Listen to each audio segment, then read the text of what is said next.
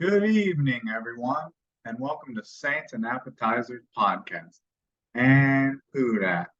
And on this, we're coming at you with some main course, some more main course. We're talking about some Saints injury reports and got some uh, hot takes and game picks, and just kind of give you a little insight of what I think about the Panthers and kind of a little bit of what they did last week against the Falcons. But the Saints they actually play on Monday night. They don't have very many primetime games this year, but they already have one coming up Monday night. They have like a double header where the Saints game starts at 7:15 Eastern, 6:15 Central Time, and then right after that there's another game that starts like at 8:15 Eastern Time, 7:15 Central Time. So it's kind of weird how they're a double header, but the other they're not going to be like one after the other. The one's going to be like going on, but just like an hour ahead. But anyways, let's get into this injury report a little bit before we talk a little bit more about the Panthers and what I thought about their performance against the Falcons last week. So can I get a menu? And uh, first thing with the injury report, it's not a bad one. It's pretty small injury report compared to what the Saints were dealing with last year. It looks like maybe almost everyone on the active roster might actually play. We did lose Peyton Turner pretty early on in the game last week against the Titans. But other than him and Traquan Smith both being on IR, seems like pretty much everyone that's actually on the active roster may actually play this week on Monday. But let's get into it here. JT Gray, who was out last week with a shoulder injury, he's still dealing with that, but he was limited on Thursday and limited on Friday. And then there'll still be another injury report on Saturday because they play on Monday. But that's good to see that he's just limited. And I think they said that he's been wearing a no contact jersey in the two practices that he's been limited in. So probably a decent chance that he won't play just because he's still wearing a no contact jersey, wearing a red jersey like a quarterback is always wearing. And then Kendra Miller, running back, has been dealing with the ham. I'm still confused on whether it's a hamstring or if it's a knee injury, but it looks like he may be returning possibly because he was limited on Thursday and limited on Friday.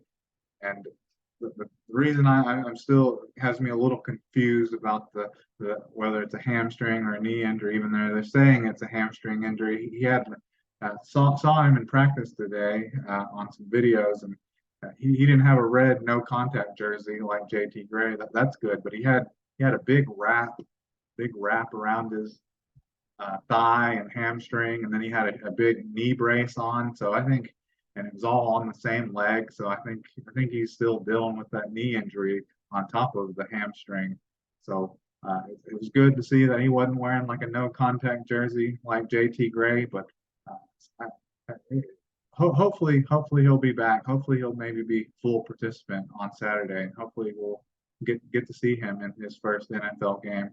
But still, I wouldn't surprise me. I wouldn't be stunned if JT Gray and Kendra Miller are sit out of this game. We'll sit out at least one more game, and then these are pretty.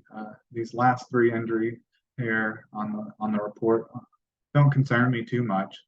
They literally say rest on them. But Ryan Ramczyk, offensive tackle, injury was just rest. He's got that degenerative knee. That they are having to manage. Load manage on. But he was limited on Thursday, and then he was back full on Friday. And I'm sure if nothing happens, he'll be full on Saturday and he'll play. And the same thing with Jimmy Graham, tight end. Just a veteran rest day, limited on Thursday, full on Friday, and I'm sure he'll be full and I'm sure he'll play on Monday. And then Juwan Johnson, that was the only one that really concerned me. I was a little worried about that because he is out of all the guys on this list. He's a big contributor, full time starter. can be a star in games when he has a big game. Uh, Besides him and Ryan Dramczyk, this was the only like one that concerned me, and he was like the only new injury that popped up on the injury report on Thursday. But tight end uh, Juwan Johnson had a calf injury. It seems like that's a pretty common injury. That and turf toe has been a pretty common injury this year, not just with the Saints, but league wide. But he was limited on Thursday, but he was back full, which is great. He was back full on Friday, and hopefully not he doesn't get downgraded or anything. He should be full on Saturday and should play on Monday. So, man, it's a I remember when doing these podcasts like last year and in the middle of the season, there'd be like 10, 12 guys on these injury reports, and uh, about half of them would be out, be questionable or doubtful for the game. But these injury reports here early in the seasons are really a joy to read off because there's not too much on them to worry about. And then onto the Carolina Panthers injury report here. They're dealing with a little more serious injuries, not more injuries, but just to a key player. So I'll name that off right now, and that's J.C. Horn, who's a really talented corner.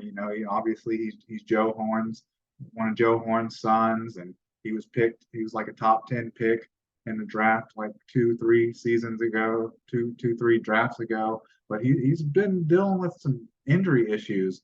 Hasn't been able to stay healthy and play a full season yet, and he's dealing with another injury here. And thinking that the 2 or 3 games that he's played against the Saints, he's had an interception. So this, never want a player to be injured, but this may end up benefiting the Saints. But J.C. Horn, cornerback for Carolina, is dealing with a hamstring, and he didn't practice Thursday, and he didn't practice Friday, and I'm pretty sure he went on IR today, injured reserve. So he's going to miss at least the first portion of the season.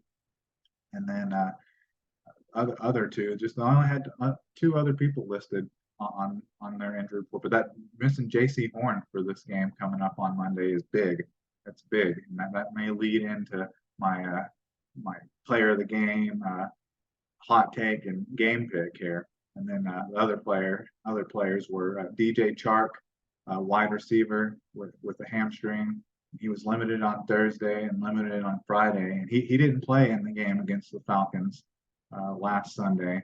And then I have Taylor Moton, offensive tackle, bicep, and he was limited on Thursday and limited on Friday. It'll be more of a tell on those two if they're going to play on Sunday, depending on what they do on Saturday, especially DJ Chark because he already missed 1 game. But overall, they're pretty healthy. But they're still losing one of their star players, one of their best players on defense, corner J.C. Horn. So that helps the Saints definitely. Never want a player to be hurt or anything like that. But for the time being, it benefits the Saints. All right, on to some game picks here. Let's see. So my player of the game is pretty simple. I just basically did a rundown kind of why I think this player of the game is gonna be my player of the game is basically because there's not going to be any J.C. Horn, one of the Panthers' best defensive players is out, and my player of the game is going to be Derek Carr. I think Derek Carr is going to throw for 300 yards again. That two games in a row, I think he's going to pass for 300 yards. He did it. He had 305 last Sunday against the Tennessee Titans, and had a touchdown and an interception. And the Saints only had two 300-yard games all season last year. Had one early on. I think it was against the Buccaneers with Jameis Winston, and then had another one later in the season from Andy Dalton. So I think the Saints are going to already tie that, and they're going to have 2 300-yard passing games in a row, and game 1, game 2. And I think a big reason for that is because there's going to be no J.C. Horn. I think that is going to really benefit the Saints a lot. And then, see, my hot takes. I kind of have 2 hot takes kind of here. Uh, and I guess I'll because I started with Derek Carr. I guess I'll start with the kind of the negative one for the Carolina Panthers, and that's Bryce Young is kind of the hot take I'm going for. And I'm talking about their passing game. I don't think they're going to pass for more than 200 yards in this game. Carolina Panthers, whether it's Bryce Young or anyone else comes in, I don't think they're going to pass for more than 200 yards in this game. And the reason for that is Bryce Young. He didn't look great uh, last week against the Falcons, and I think the Saints have a lot more talent than the Falcons do on defense, and the Falcons have just a bunch of ex-Saints defenders on their team, and the Saints kept all the superstars. So and Bryce Young, he threw it 38 times with only 20 completions for just 146 yards, and that's like a 2.8 average. And he had one touchdown and two interceptions that were both thrown to safety Jesse Bates. So hopefully Honey Badger will be able to get one off of him. There was a recent interview with Tyrann Mathieu where he said he wanted to have uh, 40 interceptions and 20 interceptions in his career. So he's still, I think he has like 34 interceptions in his career. So he still needs like about six more interceptions. And he only has 11 sacks. So he'll need nine more sacks to get that record, to get to those landmarks for him in his career. Uh, and he's already 31 years old and playing up in those double-digit season years. So he's got a little ways to go, but maybe he can start that off, continue that landmarks, those marks that he's trying to get, and maybe get an interception off of Bryce Young, kind of like Jesse Bates got two of them off of him. And he was sacked. He was also sacked twice for 19-yard loss, and only had a 48.8 quarterback rating. So he just, I know he's a rookie quarterback and he's young, and it was his first start, but I don't project or foresee it getting any easier against the Saints defense that looked elite last week against the Titans. And then the other hot take I got, and this is kind of goes, all these stats kind of go both ways, because I'll talk about the passing. The Falcons weren't great against the throwing the ball either. Desmond Ridder didn't light it up throwing the ball because he only had 115 yards. He had even less yards passing, but his completion rate was good. He was 15 for 18, but that's the Falcons. I'm just saying that because these teams had the Falcons and the Panthers kind of had similar stats, even though the Panthers lost 24 to 10. But this is going to my next kind of hot take. So the Saints were pretty bad running the ball last week against the Titans. They only had like 65 yards rushing or something like that, and had like a 2.5 yard per carry average. Well, the Falcons were good, were pretty good. Tyler Algier had 15 attempts for 75 yards, and that was a 5 yard per carry average. Had a long of 22 with two touchdowns, and that was 5 first downs. And then Bijan Robinson, the high draft pick, the top 10 draft pick for the Falcons this year, he had 10 attempts for 56 yards, and that's like a 5.6 yard per carry average, and it had a 21 yard long. But Tyler Algier had all the touchdowns. But that's a total of, let's see here. That's a total of 130 yards rushing, 130 yards rushing that they had against them.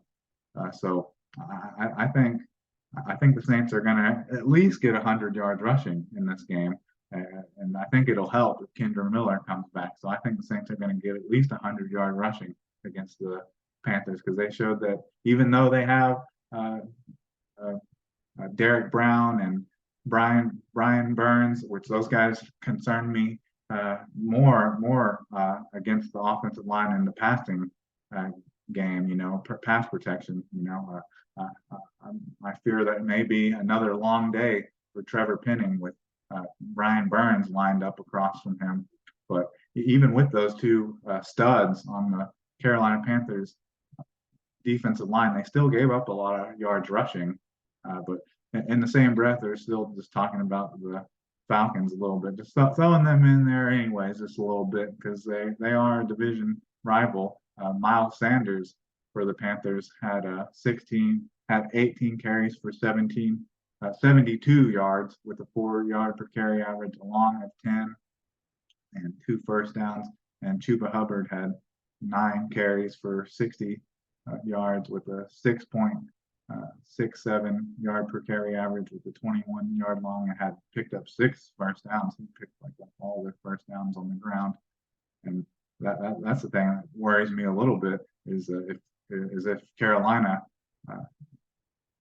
really sticks and commits to the running game a little bit more than the Tennessee Titans did, because they had 154 yards rushing in this game against the Falcons.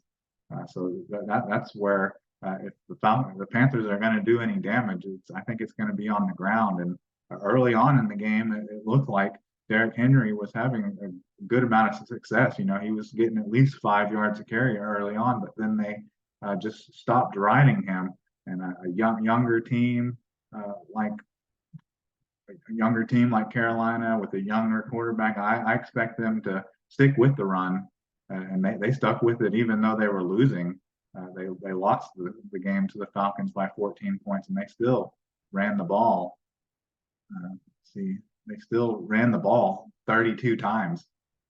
So that's out of anything that concerns me about the Carolina Panthers, it's probably their running game against us, and then the two stud defensive linemen and Brian Burns and Derek Brown wreaking havoc again. Because I've heard a lot of people say after playing the Tennessee Titans that may be the best defensive line they play all year. Because they got Arden Key, Danico Autry, Justin Simmons. Well, Derek Brown and Brian Burns aren't any easier of matchups. They may not be have as much depth. Carolina may not have as much depth and show that they weren't as good at stopping the run, but they definitely have some pass rushers that concern me a little bit. But going to my game pick now, I still think the Saints are going to win this game. I think they're going to win this game, but I also think Carolina is going to look a little bit better. I think they're going to score more than 10 points in this game. But I think the Saints are going to score a little bit more too. I think they're going to look a little bit better than what they did against the Tennessee Titans, because I think the Panthers are good, and they've actually kind of had the Saints number the last couple of years. But I think the Saints are going to maybe break that streak, because they did get swept by them last year, but that was with Jameis Winston and Andy Dalton at quarterback, not Derek Carr. But the Panthers, they only scored 10 points last week. I think they're going to get 14. And then the Saints only had 16 points last year. But I think they're going to add another dub to that, maybe 11 to that. So I think the final score of that is going to be Saints 27-14. So that's what I'll be picking with that. And this is a road game. This will be in Carolina. And that's just how the schedule was set up last year. Week two or week three, or early on in the season, the Saints played the Carolina Panthers on the road. But I'm excited for this game. It's nice to see the Saints. It'll be nice to see the Saints in prime time. It's one of the few primetime games they have on top of just that primetime game and like their Thursday night game. So it'll be nice to at least get to see them early on in the season in prime time. And I don't know how some people feel about this, but it'll be kind of nice to be able to just relax and watch all the other games on Sunday before you have to get kind of nervous and stressed out about whether the Saints are going to win or lose on Sunday. But anyways, I think that's all I have for you. So who dat? And can I get a check, please?